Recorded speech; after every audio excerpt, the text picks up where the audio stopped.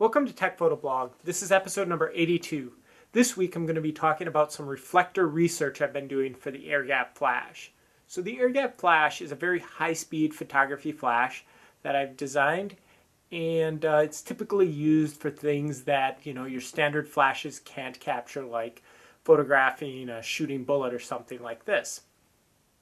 And it's worked really well. I'm really happy with the results, but one of the downsides has been that you typically have to get the flash very close to the target. Maybe 18 inches to 2 feet is sort of the range that I typically have the flash from the target. And it doesn't create a tremendous amount of light, but it creates a fair amount. The problem is it isn't a very focused light. And I've wanted for a while now to create a reflector that would better focus the light for the Airgap flash, and that's what I've come up with here. So this is a laser cut acrylic, and you'll see the inside is a golden mirror and not a standard silver mirror, and that's because the company that I ordered this from sent me the wrong acrylic. But I'm gonna get a mirror, silver mirror one, which should improve it slightly. But the main thing that I sort of wanted to show is sort of the results of the first testing I've done with this. And basically what I wanted to do is I wanted to enable myself to move the flash 3 feet or more from the target and still have enough focused light on the object that I was photographing to actually be able to capture it at a reasonable ISO and f-stop. So I did some testing, and basically I tested at 3 feet and at 6 feet with an Airgap flash without any of this reflector stuff attached. And then I put the reflector on just like this, took a shot. Then I put a Fresnel lens, and you can look up on Wikipedia what a Fresnel lens is, but basically this will focus the light. I took some shots that way, and lastly I took a diffuser.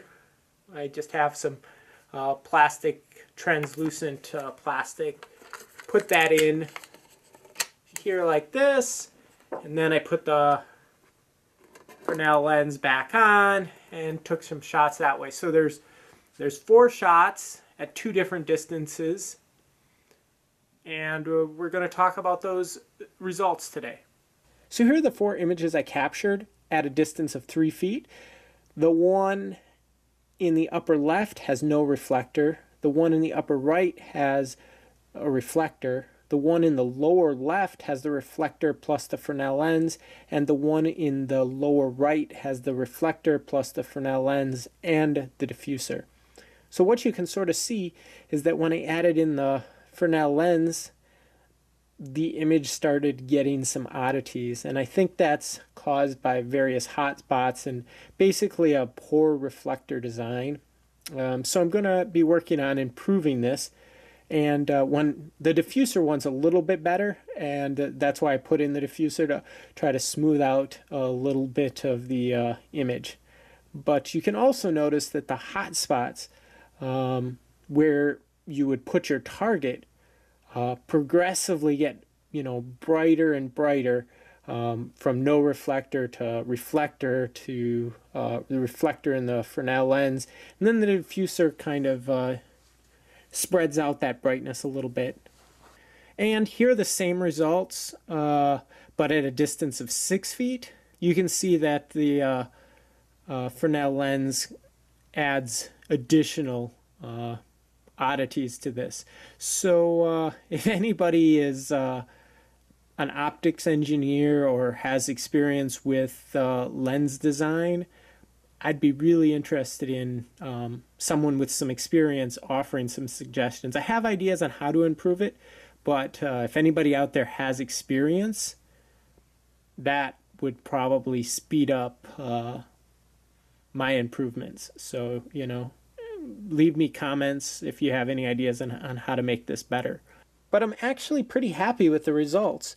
So what I did here is I took the images into a photo imaging editing app and sort of looked at how many additional stops of light I estimated the target would get by using the different configurations. So I normalized everything to no reflector at 3 feet.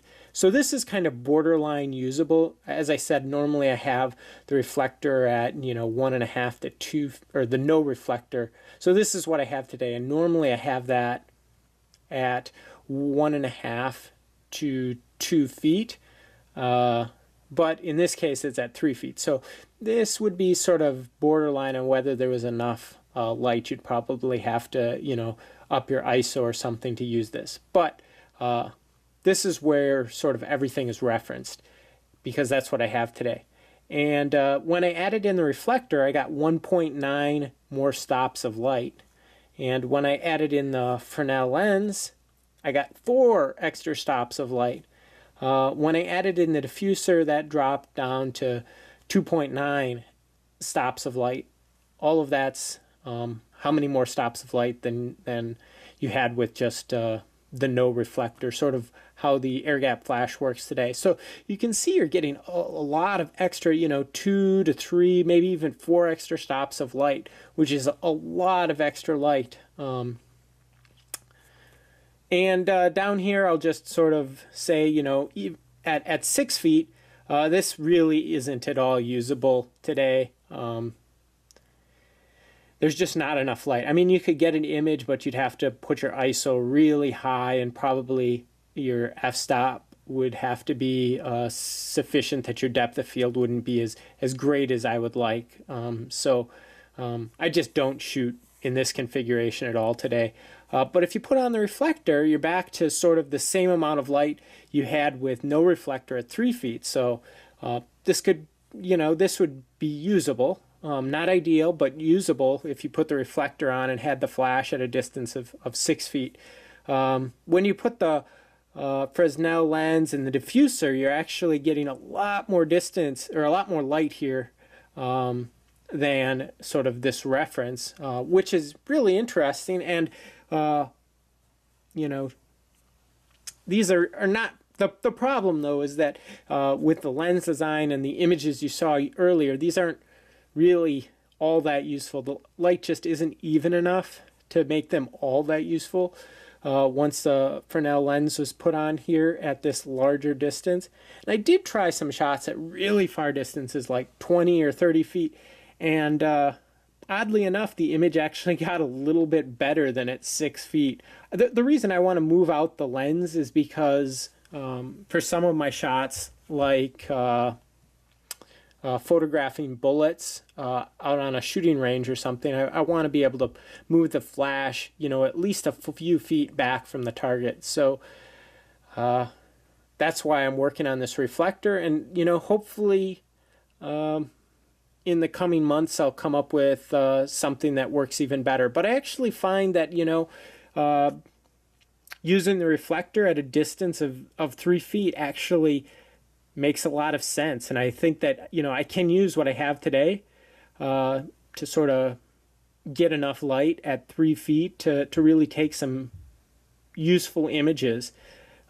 So I'm not going to share out the files I used to create this reflector, but if anybody wants them and to cut out their own, I'll gladly share them out privately. But basically, I sort of want to wait until I get a better design before I share it out with the world. But if anybody wants to use what I have today, feel free to contact me on the forums or the contact page at camerarocks.com, and I'll gladly email you the laser cut files, and hopefully in the not too distant future I'll come up with a better design for this reflector, and then with that one I'll just share it out with everyone.